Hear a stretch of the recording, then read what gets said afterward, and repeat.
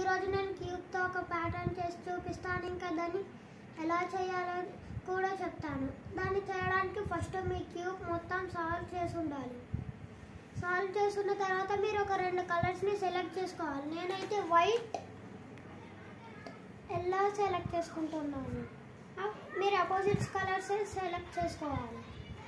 ఇప్పుడు ఈ opposites కలర్స్లలో white దగ్గర నుంచి నేను మధ్యలో దాన్ని 2 టైమ్స్ ఇలా అన్నాను. తర్వాత పైకి కూడా 2 టైమ్స్ అన్నాను.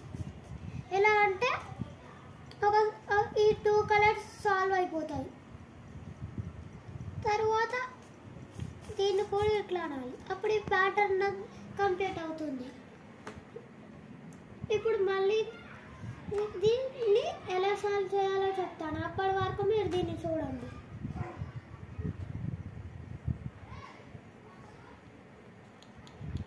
ఇప్పుడు దీన్ని ఎలా సాల్వ్ చేయాలో చెప్తాను.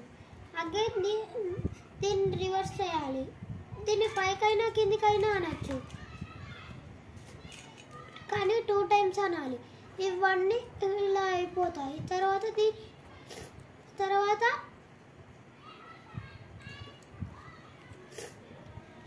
వీటిని మళ్ళీ వీటి సైడ్ పైకి అనాలి.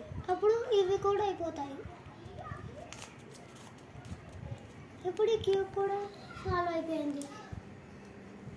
Thank you.